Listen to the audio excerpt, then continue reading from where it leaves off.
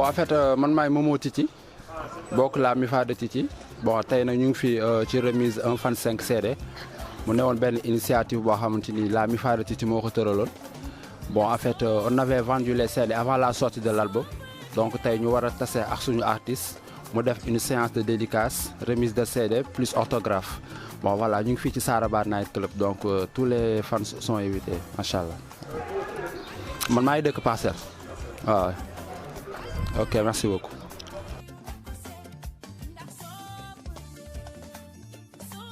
waaw man la Diarra Fall Mbour waaw mi nekk président MIFA Titi Mbour ñëwoon rek tey pour jël suñu CD ak suñu yaay booy. wax dëgg fa yàlla yëpp neex na moom parce que boo déglu rek ni gongo parce que laali yoon la ñu wax du def lu ndaw du def lu soof du def lu naqari waaw ñu ngi ko ciy ñaanal yàlla rek mu jëlee ci disque d'or barki Seydina Mohamed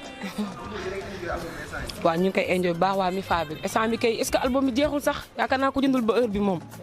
dootoo amati. salaamaaleykum maa ngi tudd Awa Gadiaga maa ngi jóge Touba pour ñëw jël sama CD waaw boo ci déglu nga yaakaar ne boobu moo dàq moromam moo yëpp ma neex. salaamaaleykum man la Wura maa ngi dëkk ba Mbour. waaw ñu ñëwoon rek jël si suñu CD ak Titi suñu yaay booy. salaamaaleykum man la Buri Titi Ndaw maa ngi dëkk West Foire tey dama ñëw Saraba pour jël sama CD. salaamaaleykum man la Mami Titi ci atelier 2 animatrice FM Sénégal damaa ñëwoon Saraba pour jël si sama CD. non CD bi nice cool ni nice morceau yëpp ma neex mais nobal kilo nopp dara daax ko daal neex na ma. bon man maa ngi tudd Mami Diop dëkk Kër Massar tey dama ñëwoon Saraba pour récupérer suñu CD yi. avec la MIFA de Titi moom tout est possible. asalaamaaleykum maa ngi tudd Oumy Titi Diouf maa ngi dëkk Cité Millionnaire ñëw bokk si MIFA Titi Dakar. neex rek def buzz tamit di ko ñaanal baat bu wér gudd fan wér gu yaram tamit ndax moom dañ koy xaar mais bu génnee rek def buzz. leen siyaar bu baax a baax man la Souleymane ñu gën ma xam ci taawu Titi bon maa ngi jugee Kaolack ñëw jëli samay CD. salaamaaleykum bon maa ngi sant ñëpp quoi maa ngi tudd Adama Diako wala Paul bu Titi ba Fouta quoi. Titi moom macha allah alhamdulilah lépp lu mu def jàmm la rek quoi. ñu ngi koy sant bu baax xam nga album bi tamit yàgg nañ ko xaar quoi mais macha allah lépp alhamdulilah quoi waaw ñu ngi koy ñaanal rek xam nga yàlla wéral baat bi quoi. ay salaamaaleykum ñu ngi fi woon tey pour ñu sagal Lalu Yoon ci 1 fan 5 CD ma xam ne dañ ko débuté woon war na def 3 voire même 4 mois avant même ñuy xalaat ni CD bi day génn wala du génn waaw moo tax tey ñu jàpp bis bi certes c'est un peu retard par rapport ak CD bi mu génnee affaire yooyu mais c'est juste aussi benn liggéey boo xam ne dañ ko defoon lu yàgg fallait ñu bàyyi bu mu mat sëkk quoi franchement moo tax tey ñëw fi non seulement pour sagal mais en plus pour sagal aussi suñu bopp MIFA Titi Dakar. asalaamaaleykum man la Ndeye Awa Titi man nag maa ngi bokk MIFA bu Yëmbal mooy loolu daal tey dañoo ñëwoon nii def nii rek def nii ñëw nag ci suñu soppe bi di Titi Tine nga xam ne dañ koo bëgg pire ñun def ko fii dañoo ñëwoon jël si suñu CD bi rek dëgg neexul tey fii du yomb. salaamaaleykum man la Fati jàmm gën jeg saaw sama bëri bagage ñëw seet sama yaay rek jël sama album yaa ma gën a xam daal loolu ma fi indi tey wala xoolaale sama maman photo ak moom. salaamaaleykum man la Fala Titi dëkk Pikine Tali bu bees ñëw rek tey daje jàkkaarloog suñu maman jël suñu CD. salaamaaleykum man la Ndeye Fatou Titi dëkk Pikine Tali bu bees ñëwoon rek suñu maman pour jël suñu CD waxtaan ak moom ci album bi. album bi yëpp a neex album bi moom gisuma bu ci naqari man yëpp lay bëggee sëñ Abdou Karim bi nag moom may daan ndax mooy sama sëriñ.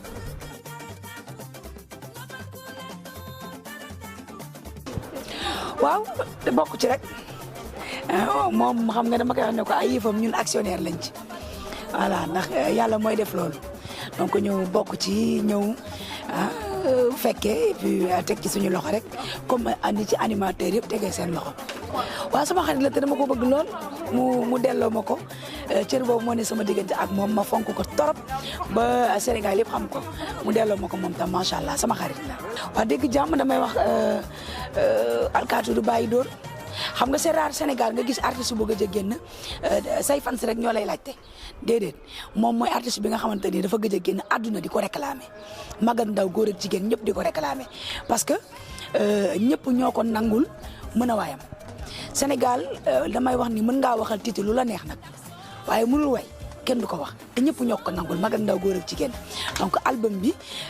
jaar na fam daan jaar te def na ci lu kawe suñu njot ndax lépp a neex macha allah mais yëpp laa bëgg nag man mais daal bëgg naa may sa seytaane moom kontaan ñaanal ko yàlla dañuy wax rek ñi ko bëgg ñëpp nañu koy ñaanal yàlla defal ko jàmm mu am wér am sutura am xéewal donc bu wéree rek am sutura am jàmm fépp fu waykat di egg ñun ñu ngi ko fay xaar ci kàttanu yàlla ndax bu dee talent moo ko fa yóbbu dina ko am incha allah yàlla bëri na sutura. ak waa Mifa Titi ñun ñëpp ñoo bokk liggéeyandoo ndax doolee jël ndox ci bu ñuy wax ci moom fi la ñuy fanaan waaye kenn du Ndeye Fatou Tine yaay Fantaak Mohamed gàcce ngalaama daf ñu bëggoon dañu toog këram di waxtaan un jour mu ne dama bëgg Mifa Titi ngeen liggéey tey nag résultat baa ngi nii ci kaw ca kanam rek incha allah rabi loolu rek laa mën a wax. rafet na bu baax a baax kon gannaaw nga sànni si kër moo rek après ñu. kon du ma def loolu di mënew ma wax lu baax mais damay def loolu di sant di gërëm mbooloo mi fi nekk nii waaye di santaat tamit wax dëgg yàlla suñu artiste bi di ko ñaanal yàlla baat bu wér mu yàgg di ñu béggal loolu laa koy ñaanal yàlla mu yàgg comme temps bi bëriwul li may def daal mooy di ko ñaanal jàmm di ñaanal daal yoon de mooy tamit mu nekk fi mooy tamit ba ci kanam a kanam bi ñu dundee parce que moom vraiment mérito la loolu quoi vraiment loolu laa amoon ci lu may sànni rek pour bañ a téye temps bu bëri quoi. maa ngi leen di nuyu yéen ñëpp ñu fi teew ñëpp dama am lu ma wax rek président bi mën na wax fekk la am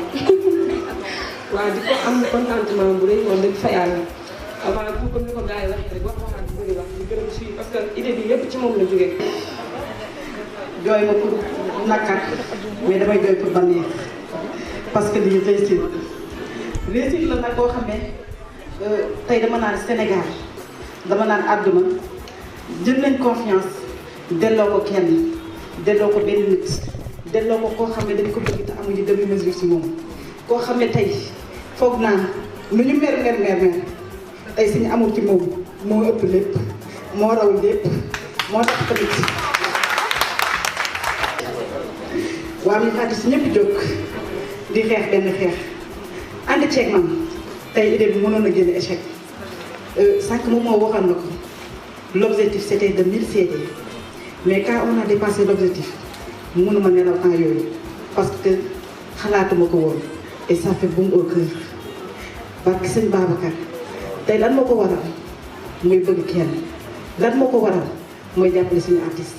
lan moo ko waral mooy benn nit koo xamee tey ñu fàttali ay xale ñoo fi bëri que mu nekk góor que mu nekk jigéen ñii di liggéey ñii di jàng ñii di takkate mais da ngeen bàyyi seen lépp te projet bi bu ma koy teg bu ma koy lancé 2 mois 15 jours si la yem ngeen génne presque 2 millions de francs CFA jéggal ko baax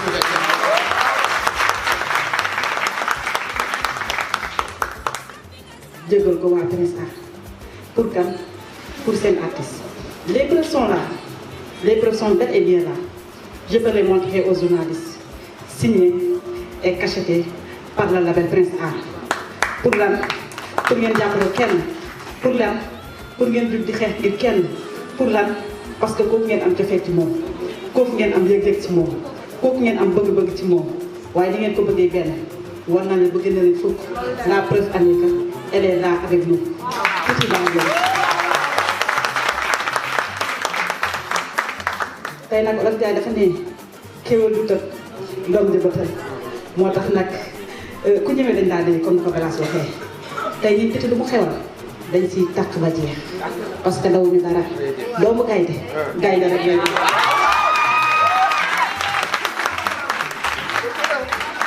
gaynde sama mbëggeel ci yow su ma koy wax day am commencement mais du am fin parce que dama la bëgg man chimie dama la bëgg dañu jeex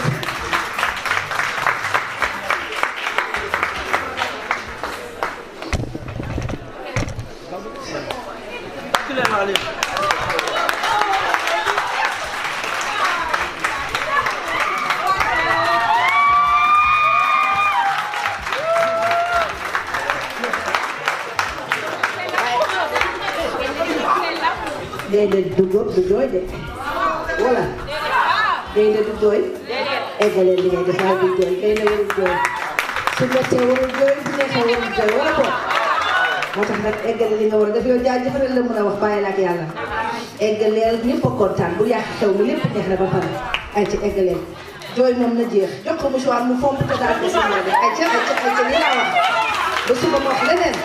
yow war a jooy dama ne laa Lion 2 laa wax parce que bu ma gis sero man du dëgg kon nag ay ca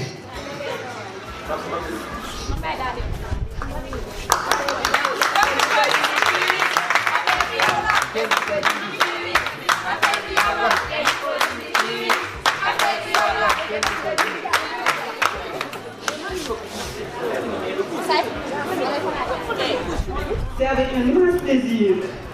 que je prends mon stylo pour vous écrire ces quelques mots. Les efforts que vous avez faits à l'écart de la Lyon, le temps que vous avez donné les conseils avisés qui éclairent dans notre chemin, je ne pourrai jamais vous remercier à la hauteur de ce que vous avez donné. Merci, merci, merci et encore merci. Une chose est sûre, je ne vais rien pu faire sans vous tous. Yen mami, yen awa, yen papa, yen jayni, yen ñëpp. Kon dama leen ne jërëjëf, ne leen jokkana. Tout ce que vous avez fait signifie beaucoup pour notre chanteuse, notre mot, Titi la Lion. Vous êtes les meilleurs, je pourrais le dire, pour l'aide que vous avez fait apporter pour finir ce projet pénible d'animer un France 5 CD. Donc on a dépassé l'objectif de 100 CD pour en arriver à 1750 CD. Ceci m'amène à vous remercier, vous tous, fans de Titi la Lion, et en particulier la MIFA de Titi Sénégal et la MIFA de Titi Diaspora. Cher Titi la Lion, cher Titi la Lion, un petit message pour vous dire que vous comptez beaucoup pour nous. Waaw message bi dama koy jagleel Titi la Lion ne ko dafa compter si mbir bu baax a baax ñun ñi la MIFA Titi ci côté yëpp ci domaine yëpp tey bu ñu amee bési bànneex bu ñu ko dégloo fàtte lépp bu ñu amee bési nakar bu ñu ko dégloo toog di reetaan parfois ñuy werante ay soirée wala di werante ay affaire am. C'est pour cela on vous dit merci énormément Titi jaaraama ini mbarak. Merci de noter que les projets continuent car un fan 5 CD du lenn bu dul benn commencement bu ndaw bu ci kanam ensemble on arrivera inchallah. Merci à vous, merci à vous tous.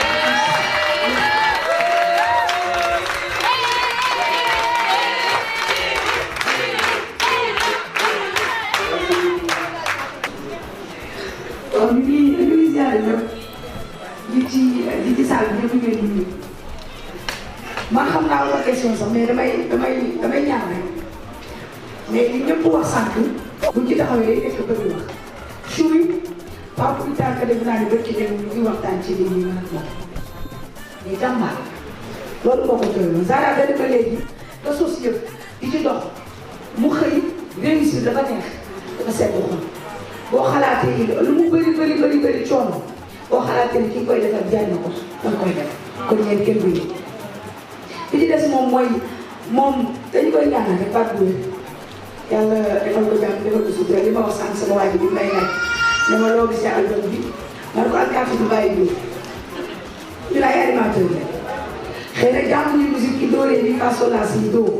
waaye kenn mënu ñoo nax ci musique moom bokk na ci raar artistes yi nga xam ne bu ñu gëjee génn artiste bu gëjee génn say am si ñoo lay réclamé déedéet moom bokk na ci raar artistes yi nga xamante ne nii Sénégal à l'unanimité ñoom ñoo koy réclamé su gëjee génn te loolu dafa jafe wax naa sànq ma ne mën nga koo waxal lu la neex Sénégal moom aussi yow mën na ñoom lu la neex Aliou wax xalaat ñu keneen wax xalaat mais Titi mënul woon doo ko dégg fenn am na ay maatoon dañuy déglu ak Seydou Aboubacar waxuma ko nekk magal ndaw góor ak jigéen te moom xam ne waxuma loolu parce que ñi ma ko nangul mën a wàññi donc li ñu bëgg mooy ñun ñëpp ku julli ñaanal yàlla defal ko jàmm defal ko sutura defal ko wér baatam di wér bu ko defee fépp fu artiste di egg dina ko yegg wala mu dépassé kon macha allah du dal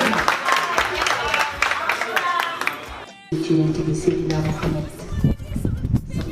sallallahu alayhi wa sallam may sant sama ñaari waajur di di nuyu toute ma famille waaye di leen nuyu di leen jaajëfal yi ñëpp vraiment ci teewaay bi que muy journaliste que muy fans ak képp koo xam ne tey jii rek bàyyi nga sa soxla ak sa itte ñëw teew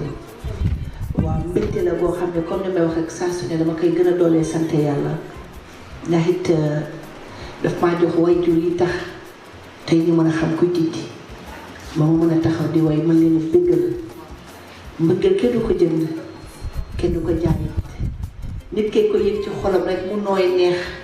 mu génne ko jébbal ko ki mu ko yéene yéen ñëpp awma seen fay comme li may wax toujours rek laay waxaat njiit yombul c'est pas facile bon nit yombul c'est pas facile waaye nit bu bootee nit gumba tëxlu mooy mën a tax nga mën a jéggi échelon yi comme ni nga koy waxee Titi ñëw Sénégal vraiment depuis ku ne ak li la yëngal boobu ak tey yéen di yëngu ci lépp lu nga xam ne génne naa ko teg fu ma wootee ngeen bàyyi seen soxla ñëw teew lu ma def neex na leen lu ma génnee yéen a njëkk a dem jëndi indi dooleel ma rawatina Sénégal tey doon na combien d'habitants lay wax waaye même bu fekkee nee naa 1000 la sax suñu borom mel na ma ko moo nekk tey mi fa Titi wala 2000 bi fu ne la waay bi jógee ko ndax bëgg Titi bu artiste nag way nga mën bind say texte def say composition su programme jotee nga dem defi ko soo amee sa liggéey dem defi ko waaye fans club nit moo ko mën a boot nit moo ko mën a jiite yàlla def bi ma nekkee Titi yee def ku ne ak lu yëngal dama man sama xarit yoo xam ne ñoo nekkoon fi Padoa Builders ñoom jaara yàlla def tey ñi ngi Italie ñoom ñoo ma njëkk a taxawal fans club ci wetu hôpital bi yàlla def dernière rencontre bi ma defoon ak ñoom sax après ñoom ci lañu jóge Sénégal dem Italie ñu bàyyi suñu borom di def àddinay dox ba yàlla As Thiam sama xarit bi nekk Kaolack Zara xam na ko moom tamit njëkk ma taxawal fans club Kaolack boo xamante man tamit dama fi doon jógee de temps en temps daan dem di leen nemmeeku ñoom aussi ñu doon defit ak MIFA bi nekk nag boobu tam MIFA sax taxawagul woon lu ma amaan ñu ñëw échangeante vraiment dem àddina di dox ba benn bés Karim ñëw gis ma dama dafa am benn xale bu jigéen boo xam ne mi ngi tudd Laps daf la bëggoon taxawal ak affaire fans club même avant sax Laps maa ngi ciy gërëm aussi Babacar moom mi ngi baaw baab moom aussi bi ñu taxawalee fans fii Dakar moom it bokkoon na ci président yi vraiment encadré xale yi waaye comme ni ko suñu borom di doxalee rek yàlla def bi Laps ñëwee gis Karim ma ne ko ah waaw loolu de war naa mën a nekk parce que léegi comme Babacar sax même Laps sax xamoon na Babacar ma ne ko teg ci Babacar di jàpp parce que léegi day bouger lu bari donc pourquoi pas ma ne ko loolu initiative bu rafet la dama siy kontaan noonu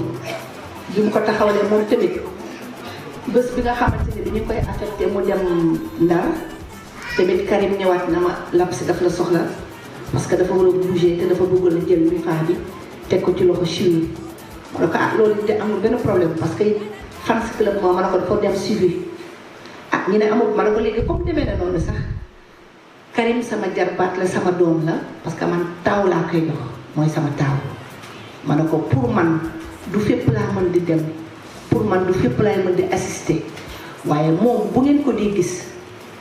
day mel ni Titi moo fa nekk moom it mu nangul ma kàddu googu déggal ma ci àndandoog MIFA bi tey màggandoog genn wàll gi laay wax ak Chine vraiment ñu def ci liggéey bu nga xamante ne bi jéggi na alal parce que man li ma koy wax rek nee naa la Chine moomu ma la jënduma la juruma la it merci dafa neex ci jaajëf nit bu yëkkatee dara def li ma xam jërëjëf la ko war a wax encore une fois merci beaucoup ci jàpp bi ci liggéey bi ndax man dafa am façon bu may liggéeyee donte ay xale ngeen nag yàlla def le MIFA bi gënawal bi yëpp màggandoo nañu ak ñun sant yàlla ndax loolu lañ ci duggoon jour bi ngeen ñëwee tamit wax ma ko sama waxu dem mooy sama waxu tey mooy nekk sama kàddu suba bu fekkee nañ ko respect rek laa soxla yëg-yëg rek laa soxla ak cër ndax man Titi ku ma xam-xam ne lu ma mën a defal ci àddina loo ma mën a may ci àddina ba amul éducation bu amul respect suur naa ko ndax dama respecté samay waajur respecté bépp mbindeef buy dox ci kaw suuf amul kenn koo xam ne man tey dinaa toog nit ñëw joxal ma dama yaa ma yuuxu yaa ma ciipatu yaa ma raccroché au nez wala yaa ma def naa nga amul ndax man na rafet rek ngeen nekk ci nag di ci def liggéey bu rafet ma ne leen it nañ ko teg ci dëgg ngeen jël koy teg ci dëgg ma ne leen it uuf njaboot c'est pas facile nay clair te foog naa leen boobu léegi ci loolu ngeen nekkee ndax groupe tamit boo ko jiitee bu mu am daray lëndëm looy décider tegal ñëpp looy waxit tegal ñëpp bu leen ko def jamais huis clos loolu baaxul ci fans club li ngeen ciy def yëkkati leen ñëpp yamale ñëpp te tey foog naa ne bu ñu demee ba mi faa bi tey am na ci ñoo xam ne sëy nañ ci gën a wàll gi xamante ngeen ci yéen a ciy demantul ne loolu laa ko duggee woon kon man sant yàlla rek laa mën ak sant leen nag ndax ba ngeen jàppee ba tey bàyyiwu leen que muy moom ba ci suuf nag yéen ñëpp a ciy daw parce que yéen bu ñëwee ne leen ñëw leen ñu bëgg Titi fekk si ngeen ko ci ñëw leen ñu jàppale Titi fekk si ngeen ko ci soirée yi concert yi la même kon yéen ñëpp mi faay yi bi yëpp moom mooy président bureau bi ñoom grand njaxat bu ma limee damay juum mais yéen ñëpp à l'unanimité bàyyiwuma kenn man Titi maa ngi leen di jaajëfal encore une fois di ko waxaat ne kontaan naa merci beaucoup mi fa Titi jërëjëf